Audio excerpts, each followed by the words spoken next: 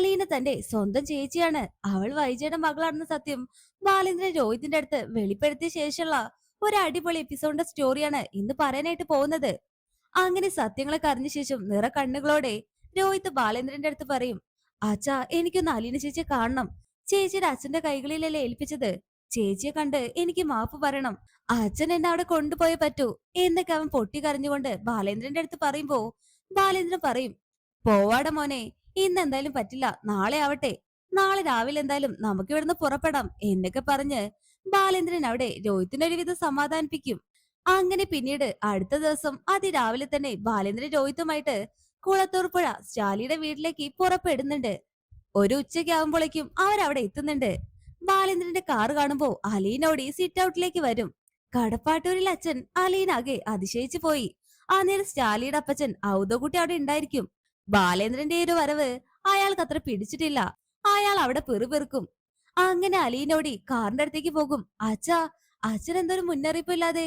ഞാൻ മാത്രല്ല മോളെ, രോഹിത് ഉണ്ട്. അപ്പോൾ അലീന കാറിനകത്തേക്ക് നോക്കും. അന്നേരം രോഹിത് ആവട്ടെ കാറിൽ നിന്ന് ഇറങ്ങി വരുന്നുണ്ട്. അവന്റെ കണ്ണുകളെല്ലാം കലങ്ങിയിരിക്കുന്നു. അവന്റെ മുഖത്ത് സന്തോഷമില്ല. അവൻ എന്തൊക്കെയോ വിഷമമുണ്ടെന്ന് അലീനയ്ക്ക് മനസ്സിലാകും.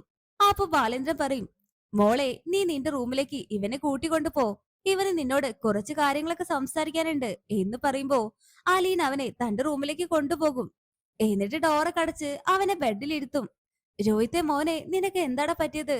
നിന്റെ മുഖക്ക് എന്താ വല്ലാതെ ഇരിക്കുന്നേ എന്നവള് ചോദിക്കുമ്പോ രോഹിത് അവിടെ മുഖം പൊത്തി പൊട്ടിക്കരയാണ്. എന്താടാ മോനെ, എന്നോട് പറ. നിന്റെ ചേച്ചിയല്ലേടാ ഞാൻ. നിനക്ക് എന്ത് സങ്കടം ഉണ്ടെങ്കിലും ഈ ചേച്ചിയോട് പറയാം എന്ന് പറഞ്ഞ് അലീന അവന്റെ കുനിഞ്ഞിരിക്കുന്ന മുഖം പിടിച്ചുയർത്തി. അപ്പൊ രോഹിത് പൊട്ടിക്കരഞ്ഞുകൊണ്ട് ചോദിക്കും, അലീന ചേച്ചി ഞങ്ങളോടൊന്നും പറഞ്ഞില്ല. ഇത്രയും കാലം ഞങ്ങളെ വിഡ്ഢികളാക്കിയില്ലേ എന്ന് പറഞ്ഞ് അലീനയുടെ തോളിൽ കടന്ന് അവൻ ഒരേ കരച്ചിലായിരിക്കും. അപ്പോൾ അലീനയോടെ വിങ്ങിപ്പൊട്ടി കരയുന്നുണ്ട്. കരയലട മോനെ, കരയല്ലേ എന്നവള് പറയുന്നുണ്ടെങ്കിലും അവന്റെ കരച്ചിൽ നിൽക്കുന്നില്ല. നെഞ്ചിൽ കിടന്ന് അല തല്ലുന്ന തേങ്ങലുകളിൽ നിന്നും അവൾക്ക് കാര്യങ്ങൾ മനസ്സിലായി. തന്റെ അനുജൻ തന്നെ തിരിച്ചറിഞ്ഞു കഴിഞ്ഞു എന്ന്. അവന്റെ ഹൃദയതാപം അത്ര വേഗം അടങ്ങുന്നില്ല. അത്രമാത്രം അവൻ അവളെ വേദനിപ്പിച്ചിട്ടുണ്ട്. ഞാൻ അറിയാതെ ചെയ്തു പോയതാ. എന്നോട് ക്ഷമിക്കണേ ചേച്ചി, എന്നോട് ക്ഷമിക്കണം. എന്റെ സ്വന്തം ചേച്ചിയാണല്ലോ. ഹരിയോടൊപ്പം ചേർന്ന് ഞാൻ റേപ്പ് ചെയ്യാൻ നോക്കിയത്. എന്തൊക്കെ വൃത്തികേടുകൾ ഞാൻ ചേച്ചിയോട് പറഞ്ഞു എന്നൊക്കെ പറഞ്ഞ് അവൻ അലീനയുടെ കാലിൽ വീണ് ക്ഷമാപണം യാചിച്ചുകൊണ്ടിരിക്കുന്നു. അന്നേരം ബാലേന്ദ്ര മേനോൻ ഔദോ കുട്ടിയോട് കുറച്ച് സംസാരിച്ചു നിന്നു. അവർക്ക് സംസാരിക്കാൻ പ്രത്യേകിച്ച് അങ്ങനെ വിഷയങ്ങളൊന്നുമില്ല. ഔദോ കുട്ടി ചായന്റെ അടുത്ത് നിന്ന് അയാൾ ഇടനായിലേക്ക് കടന്നു. അലീനയുടെ റൂമിന്റെ വാതിൽക്കൽ വന്നു നോക്കി. ചാരി ഇട്ടിരിക്കുകയാണ് വാതിൽ. അടക്കി പിടിച്ചിരിക്കുന്ന തേങ്ങൽ അയാൾക്ക് കേൾക്കാമായിരുന്നു. ബാലേന്ദ്ര മേനോൻ വാതിൽ അല്പം തുറന്നു. അലീന കട്ടിലിൽ ഇരിക്കുകയാണ്. രോഹിത് നിലത്തും. അവന്റെ ശിരസുകൾ മടിയിൽ എടുത്തു വെച്ചുകൊണ്ട് അലീന അവന്റെ തലയിൽ തലോടിക്കൊണ്ട് അവനെ ആശ്വസിപ്പിക്കുന്നുണ്ട്. അങ്ങനെ അലീന അവനെ ആശ്വസിപ്പിച്ച് റൂമിലിരുത്തും. എന്നിട്ട് ബാലേന്ദ്രന്റെ അടുത്ത് പോകുന്നുണ്ട്. അച്ഛാ, അച്ഛൻ എന്താ ഇവിടെ നിന്ന് കളഞ്ഞേ? ഒന്നുമില്ല മോളെ എന്ന് പറഞ്ഞ് ബാലേന്ദ്രൻ അവളുടെ മുഖത്തേക്ക് തന്നെ നോക്കും. അവളുടെ നോട്ടത്തിലും ഭാവത്തിലും അനേകം ചോദ്യങ്ങൾ ഉണ്ടായിരുന്നു. അങ്ങനെ ബാലേന്ദ്രൻ പറയും, സോറി മോളെ, നീ അച്ഛനോട് ക്ഷമിക്കണം. എനിക്ക് രോഹിത്തിനോട് നീ ആരെന്ന സത്യം തുറന്നു പറയേണ്ടി വന്നു. അന്നേരം അവിടെ അലീന മിണ്ടാതെ നിശബ്ദയായി നിൽക്കും. കാരണം അവൾക്ക് മനസ്സിലായി കഴിഞ്ഞു രോഹിത് സത്യങ്ങളൊക്കെ അറിഞ്ഞു എന്ന്. എന്നിട്ട് ബാലേന്ദ്രൻ പറയും, അവനൊരു പ്രായപൂർത്തിയായ ചെറുക്കനല്ലേ മോളെ. നാളെ പിറ്റേന്ന് എനിക്ക് വല്ലതും സംഭവിച്ചാൽ നിന്റെ അടുത്തേക്ക് ഓടി വരാനൊക്കെ അവനെ ഉണ്ടാവൂ. ആരേലും ചോദിച്ചാൽ അവൻ പറഞ്ഞോളും ഇതെന്റെ സ്വന്തം ചേച്ചിയാണെന്ന്. അപ്പോൾ അലീന പറയും, എനിക്ക് സന്തോഷായി അച്ഛാ. എന്റെ അനിയൻ എന്നെ തിരിച്ചറിഞ്ഞല്ലോ. ഹാ, ഇപ്പോഴാണ് എനിക്ക് സമാധാനായത് മോളെ. ഞാൻ ആകെ പേടിച്ചു നീ എന്നോട് ദേഷ്യപ്പെടുമോ എന്നോർത്ത്. എന്താ അച്ഛാ, ഞാൻ അച്ഛനോട് ദേഷ്യപ്പെടാനോ? അച്ഛനല്ലേ എനിക്ക് എല്ലാം തന്നത്. എന്റെ പപ്പയെ പോലും അച്ഛനല്ലേ എനിക്ക് തന്നത്. ഇപ്പോൾ എന്റെ അനുജനെയും. അവളുടെ കണ്ണുകളിലെ സന്തോഷം അയാൾ കണ്ടു. അയാൾ തൃപ്തനായി. എന്നാ ശരി മോളെ, ഇനി ഞാൻ നിൽക്കുന്നില്ല. നിന്റെ പപ്പ സ്റ്റാലി, അയാൾ വരുന്നതിന് മുമ്പേ ഞങ്ങളങ്ങ് പോകാം. ഞങ്ങളെ കണ്ടാ അത് നിന്റെ പപ്പയ്ക്ക് ഇഷ്ടമാവില്ല. കഴിഞ്ഞ ദിവസം ഞാൻ നിന്നെ കാണാൻ വന്നത് സ്റ്റാലിക്ക് അത്ര ഇഷ്ടമായിട്ടില്ല. അത് അയാൾ എന്നോട് പറയുകയും ചെയ്തു. അച്ഛാ, അച്ഛൻ പപ്പ പറയുന്നൊന്നും കാര്യാക്കണ്ട. ഇത് പപ്പയുടെ വീടൊക്കെ തന്നെ. പക്ഷെ അച്ഛൻ വന്നത് എന്നെ കാണാനാണ്. എന്നെ കാണാൻ വരണ്ടെന്ന് പറയാൻ പാപ്പയ്ക്ക് ഒരു റൈറ്റും ഇല്ല. അച്ഛൻ ഇനി ഊണൊക്കെ കഴിച്ചിട്ട് പോയാ മതി. വേണ്ട മോളെ, എന്നെ കണ്ട അയാൾക്ക് ഇഷ്ടപ്പെടില്ല. മിനിഞ്ഞാന്ന് ഞാൻ വന്നത് പോലും അയാൾക്ക് ഇഷ്ടമായിട്ടില്ല. എന്നിട്ട് ഇന്ന് വീണ്ടും വന്നിരിക്കുന്നത് കാണുമ്പോ വേണ്ട. അപ്പോൾ അലീന 2 നിമിഷം അയാളുടെ മുഖത്തേക്ക് നോക്കി. ശരി, അച്ഛന് ഊണ് കഴിക്കണ്ട, ഒരു ചായ കുടിക്കാലോ എന്ന് പറഞ്ഞ് അവള് ചായയിലെടുക്കും. അന്നേരം ഔതകുട്ടി അവിടെ ഉണ്ടായിരിക്കും. വല്യപ്പച്ച, ഇതെന്റെ അനിയനാണ് രോഹിത്ത്. ഹാ, അതെന്നോട് മേനം പറഞ്ഞു മോളെ. അങ്ങനെ കുറച്ച് സംസാരിച്ച ശേഷം ബാലേന്ദ്രൻ പറയും, എന്നാ ശരി മോനെ, വാ നമുക്ക് പോകാം എന്ന് പറഞ്ഞ് അയാൾ പോകാൻ നിൽക്കുമ്പോ അലീന അവിടെ ഇടപെടും. അച്ഛൻ മാത്രം പോയാ മതി, രോഹിത് ഇന്ന് ഇവിടെ നിക്കട്ടെ. ബാലേന്ദ്രൻ മേനോൻ ഒന്ന് അമ്പരന്നു. ഇവിടെ നിക്കാനോ മോളെ, അതൊന്നും വേണ്ട. സ്റ്റാലി വരുമ്പോ ഇവനെ ഓടിക്കും. ഇല്ല അച്ഛാ, അതൊക്കെ ഞാൻ നോക്കിക്കോളാം. അത് വേണം മോളെ, വേണം. ഒരു ദിവസം എന്റെ അനിയൻ എന്റെ കൂടെ താമസിക്കട്ടെ. എന്റെ മോളെ, അവന് പഠിക്കാനുണ്ട്, എക്സാം ഒക്കെ അടുത്തില്ലേ. അച്ഛാ, ഇന്നൊരു ദിവസല്ലേ. അവനിപ്പോ നല്ല സങ്കടത്തിലാണ്, എനിക്ക് അവനെ ആശ്വസിപ്പിക്കണം. അതിന് എനിക്ക് സമയം വേണം എന്നവള് പറയുമ്പോ രോഹിത് നിസ്സഹായനായി ബാലേന്ദ്രനെ നോക്കും. അച്ഛൻ എന്നെ ഇന്നിവിടെ നിർത്തിയാ മതിയായിരുന്നു എന്നൊരു പ്രാർത്ഥനയിലായിരിക്കും അവൻ നിൽക്കുക. ഓക്കെ, ഇന്നിവിടെ നിന്നിട്ട് നാളെ വന്നേക്കണം. ശരി അച്ഛാ എന്ന് പറഞ്ഞ് രോഹിത്തും അലീനയും ബാലേന്ദ്രന്റെ കാറിനടുത്ത് പോയി യാത്രയ്ക്കാക്കുന്നുണ്ട്. അങ്ങനെ ബാലേന്ദ്രൻ പോയ ശേഷം അലീന രോഹിത്തിന്റെ കൈ പിടിച്ചിട്ട് പറയും, വാ മോനെ, നമുക്ക് അകത്തേക്ക് പോകാം. നമുക്ക് ഒരുപാട് പണികളുണ്ട് എന്ന് പറഞ്ഞ് അലീന രോഹിത്തിനെയും കൂട്ടി അകത്തേക്ക് പോകുന്നുണ്ട്. അങ്ങനെ രോഹിത്തിനെ കണ്ട് വല്യപ്പച്ചൻ ചോദിക്കും, ഈ കൊച്ചൻ പോയില്ലേ മോളെ? ഇല്ല വല്യപ്പച്ച, രോഹിത് ഇന്ന് എന്റെ കൂടെ താമസിക്കുന്നേ എന്നലീന പറയുമ്പോ വല്യപ്പച്ചന്റെ മുഖത്ത് വലിയ സന്തോഷം ഉണ്ടാകില്ല. ലാലച്ചൻ വരുമ്പോ ചോദിക്കില്ലേ മോളെ, ഇവൻ ആരെന്ന്? അതിനെന്താ വല്യപ്പച്ച, എന്റെ അനുജനാണെന്ന് ഞാനങ്ങ് പറഞ്ഞോളാം. എന്റെ മോളെ, അവൻ ഇതൊന്നും ഇഷ്ടപ്പെടില്ല. നിന്റെ പപ്പയുടെ സ്വഭാവം നിനക്ക് അറിയാവുന്നതല്ലേ എന്നയാള് ചോദിക്കുമ്പോ അലീന പറയും, വല്യപ്പച്ച, നമുക്ക് എല്ലാവരും വേണ്ടേ? പൂനലൂർക്കാരും കൊല്ലപ്പള്ളിക്കാരും കടപ്പാട്ടൂരിലുള്ളവരും അങ്ങനെ എല്ലാവരും. അലീനയുടെ പുഞ്ചിരോട് കൂടി പറഞ്ഞു. എന്നിട്ട് രോഹിത്തിനെയും കുട്ടി കിച്ചണിലേക്ക് പോയി. മോനെ രോഹി, ഇന്ന് നീയാണ് എന്റെ അസിസ്റ്റന്റ്. നമുക്ക് പപ്പ വരുമ്പോഴേക്കും ഭക്ഷണം റെഡിയാക്കണം. ഭക്ഷണത്തിന്റെ കാര്യത്തിൽ പാപ്പ കുറച്ച് സ്ട്രിക്റ്റ് ആണ്. ഒരു സെക്കൻഡ് സൂചി തെറ്റിയാ മതി, പാപ്പയുടെ വിധം മാറും എന്ന് പറഞ്ഞ് അലീനെ രോഹിതും ചേർന്ന് ഭക്ഷണം ഉണ്ടാക്കാൻ തുടങ്ങി. അങ്ങനെ പിന്നീട് ഒരു ഉച്ചയ്ക്കാവാൻ നേരത്ത് സ്റ്റാലി തിരിച്ച് വീട്ടിലെത്തുന്നുണ്ട്. അയാള് വന്നുടൻ തന്നെ ആന്റപ്പൻ വിവരം അറിയിച്ചു. ആ പാലാക്കാരൻ മേനോ വന്നിട്ടുണ്ടായിരുന്നു, തിരിച്ചു പോയി. വേറൊരു പയ്യനുണ്ട് സാറേ, ആ പയ്യൻ ഇവിടെയുണ്ട്. പയ്യനോ? ഏതു പയ്യൻ? അത് പിന്നെ സാറേ, ആ മേനോന്റെ മകനാണെന്നാ പറഞ്ഞേ. ഇത് കേട്ടതും സ്റ്റാലിയുടൻ ഔദകുട്ടിയെ വിളിച്ച് കാര്യങ്ങളൊക്കെ ചോദിക്കും. അയാൾ എന്തിനാ അപ്പച്ചാ പിന്നെ വന്ന് പോയത്? മിനിഞ്ഞാന്നല്ലേ വന്നു പോയത്. അപ്പൊ ഔദകുട്ടിച്ചായൻ പറയും, അയാളുടെ മോനെയും കൊണ്ടാ വന്നത്. മോനെയോ? മോനെ എന്തിനാ ഇങ്ങോട്ട് കൂട്ടിക്കൊണ്ടു വന്നത്? അത് പിന്നെ മോനെ, ആ മേനോന്റെ മോന് അവളെ കാണണമെന്ന് പറഞ്ഞു എന്ന് പറഞ്ഞിട്ടാണ് അയാൾ അവനെ ഇങ്ങോട്ട് കൊണ്ടുവന്നത്.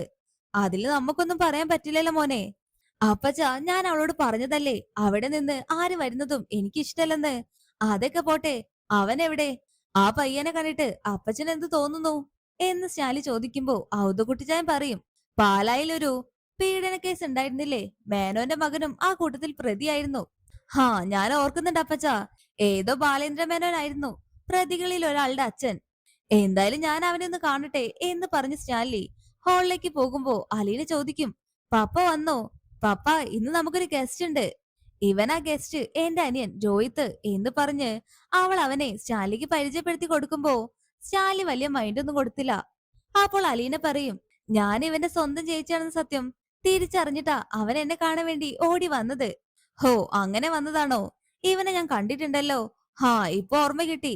ഏതോ പീഡന കേസിലെ പ്രതിയല്ലായിരുന്നോ? പത്രത്തിലൊക്കെ കണ്ടിരുന്നു എന്ന് സ്റ്റാലി വളരെ പുച്ഛഭാവത്തോടെ പറയുമ്പോ രോഹിത്തിന് അതവിടെ വലിയ സങ്കടാകുന്നുണ്ട്. സ്റ്റാലിയുടെ ഒരു പെരുമാറ്റം, തന്റെ അനിയൻ വന്നത് പപ്പയ്ക്ക് ഇഷ്ടമായിട്ടില്ല. പപ്പ എന്താ ഇവനോട് ഇങ്ങനെ പെരുമാറുന്നേ? പാവം, അവന് വിഷമായി കാണും എന്നൊക്കെ ഓർത്ത് അലീനയ്ക്ക് അവിടെ സങ്കടാവാണ്. അങ്ങനെ അലീന പറയും, ആ പീഡന കേസിൽ രോഹിത് നിരപരാധിയായിരുന്നു. അത് കോടതിയിൽ തെളിയിച്ചതാണ്.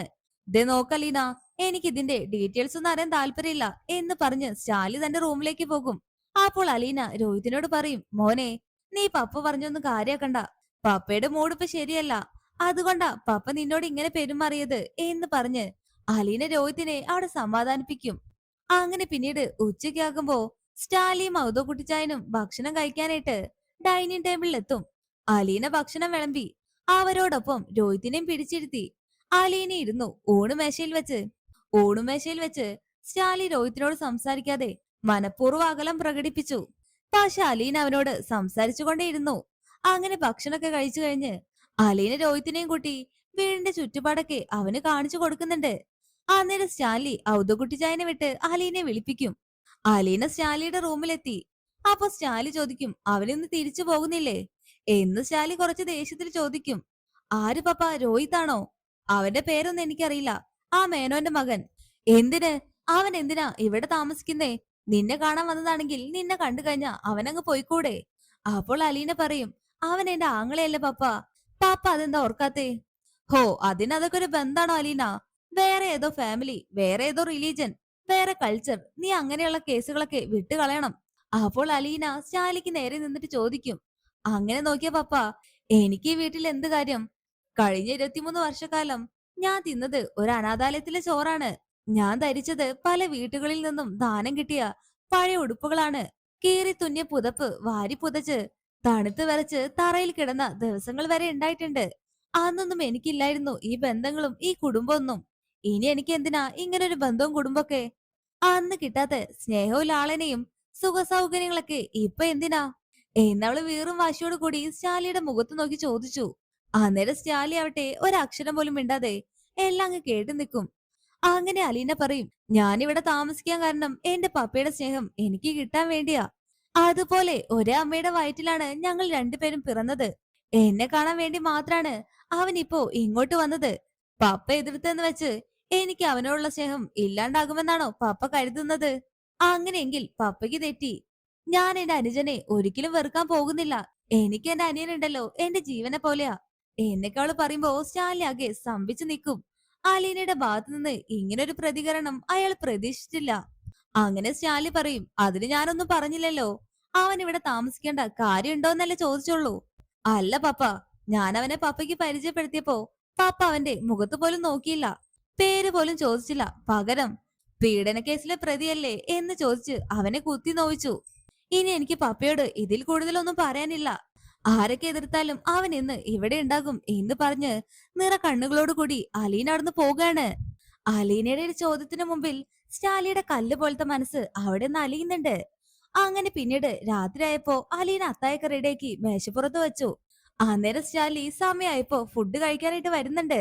രോഹിത് അപ്പൊ TV കാണുകയായിരിക്കും. പിന്നിലെ കാലൊച്ച കേട്ട് രോഹിത് തല തിരിച്ചു നോക്കി. നോക്കിയപ്പോ അവിടെ സ്റ്റാലി. രോഹിത് പെട്ടെന്ന് എഴുന്നേറ്റു. രോഹിത്, ഭക്ഷണം കഴിക്കേണ്ടേ എന്ന് സ്റ്റാലി ചോദിച്ചു. തന്നോട് തന്നെയാണ് ചോദിച്ചത് എന്ന് അവന് സംശയം തോന്നിയപ്പോ അവൻ പുറകിലോട്ട് പാളി നോക്കി. അപ്പൊ അവിടെയൊന്നും ആരുമില്ല. സ്റ്റാലി അപ്പൊ വീണ്ടും ചോദിക്കും, നീ ഫുഡ് കഴിച്ചോ? ഇല്ല, കഴിച്ചിട്ടില്ല എന്ന് അവൻ പെട്ടെന്ന് പറഞ്ഞു.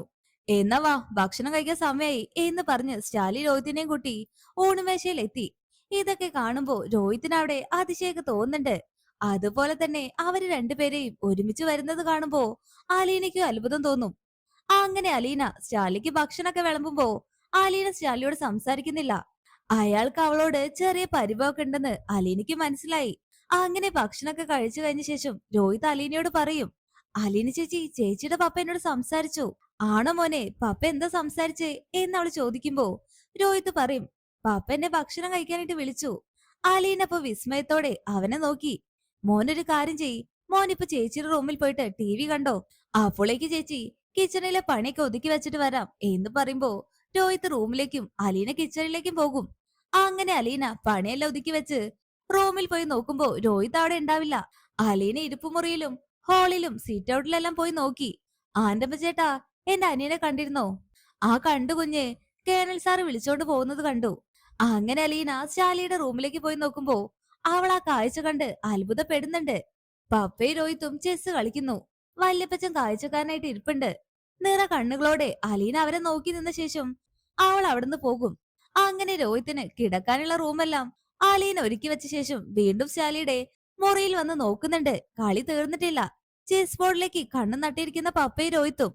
അങ്ങനെ ഒരു കളിയിൽ സ്റ്റാലി തന്നെ ജയിക്കും. എന്നിട്ട് സ്റ്റാലി രോഹിത്തിന് നേരെ ഷെയ്ക്കാനൊക്കെ കൊടുക്കുന്നുണ്ട്. നീ നന്നായിട്ട് കളിച്ചു രോഹിത്, താങ്ക് യു അങ്കിൾ എന്ന് അവൻ പറയും. എന്നാ വഴുകണ്ട, നേരെ ഒരുപാടായില്ലേ, നീ പോയി കിടന്നോ, ഇനി നമുക്ക് രാവിലെ കാണാം എന്നൊക്കെ പറയുമ്പോ സ്റ്റാലിക്ക് ഒരു ഗുഡ് നൈറ്റ് എല്ലാം കൊടുത്ത് രോഹിത് റൂമിലേക്ക് പോകും. അങ്ങനെ അവരെല്ലാം പോയ ശേഷം സ്റ്റാലിയുടെ പിണക്കം മാറ്റാനായിട്ട് ആലീന സ്റ്റാലിയുടെ റൂമിലേക്ക് വരും. പപ്പ, പപ്പ എന്നോട് പിണക്കാണോ? പാപ്പ എന്താ എന്നോടൊന്നും മിണ്ടാത്തെ എന്നവള് ചോദിക്കുമ്പോ സ്റ്റാലി കുറച്ച് പരിഭവത്തോടെ അലീനെ മൈൻഡാക്കാതെ നിന്നു. പാപ്പയ്ക്ക് എന്നോട് ദേഷ്യാണോ? എന്തിന്? എനിക്കെന്തിനാ നിന്നോട് ദേഷ്യം? ഞാനിന്ന് പപ്പയെ ഒരുപാട് പറഞ്ഞില്ലേ? അതൊക്കെ കഴിഞ്ഞു. നീ പോകാൻ നോക്ക്. എനിക്ക് കിടക്കണം എന്ന് സ്റ്റാലി പറയുമ്പോ അലീന നിസ്സഹായായിട്ട് നിറ കണ്ണുകളോടെ അയാളെ തന്നെ നോക്കും. എന്നിട്ട് അവള് പോകും. സ്റ്റാലി വാതിലടയ്ക്കും. അവള് പോയ ശേഷം സ്റ്റാലി ചിന്തിക്കും, പാവ അലീന, അവൾക്ക് വിഷമായിട്ടുണ്ടാകും. ഞാൻ അവളെ ആശ്വസിപ്പിക്കേണ്ടതായിരുന്നു. ഇനി അവൾക്ക് ഉറക്കം കിട്ടില്ല. അവളെ ഒന്ന് ആശ്വസിപ്പിച്ചേക്കാം എന്ന് സ്റ്റാലി പറഞ്ഞ് വാതില് തുറക്കുമ്പോ വാതിലിന് പുറത്ത് നിറ കണ്ണുകളോടെ ചുമരും ചാരി അലീന നിൽപ്പുണ്ടാകും. നീ പോയില്ലേ? വേണ്ട പപ്പ, പാപ്പ എന്നോട് മിണ്ടണ്ട എന്ന് കൊച്ചുകുട്ടികളെ പോലെ അലീന ശാഠ്യം പിടിച്ചു. നിറ കണ്ണുകളോടെ വിതുമ്പി നിൽക്കുന്ന അലീനെ കാണുമ്പോ സ്റ്റാലിക്ക് അവിടെ വലിയ സങ്കടാകും. സ്റ്റാലി അലീനെ ചേർത്ത് പിടിക്കും. എന്നിട്ട് അവളുടെ തലയിൽ തലോടിയിട്ട് പറയുന്നുണ്ട്, സാരില്ല പോട്ടെ, പാപ്പയ്ക്ക് നിന്നോട് ഒരു ദേഷ്യമില്ല. അപ്പോൾ അലീന പറയും, പപ്പ എന്നെ അടിച്ചോ വഴക്ക് പറഞ്ഞോ, പക്ഷെ മിണ്ടാതിരിക്കരുത്, അതെനിക്ക് സഹിക്കില്ല എന്നൊക്കെ അലീന പറയുമ്പോ സ്റ്റാലിയുടെ കണ്ണുകൾ നിറയും. സ്റ്റാലി അവളെ സ്നേഹത്തോടു കൂടി ആശ്വസിപ്പിക്കുന്നത് കാണിച്ചുകൊണ്ടാണ് ഈ ഒരു അടിപൊളി എപ്പിസോഡ് അവസാനിക്കുന്നത്. അപ്പോൾ ഈ റിവ്യൂ ഇഷ്ടമായാൽ വീഡിയോ ലൈക്ക് ചെയ്യാനും ചാനൽ സബ്സ്ക്രൈബ് ചെയ്യാനും മറക്കല്ലേ ഫ്രണ്ട്സ്.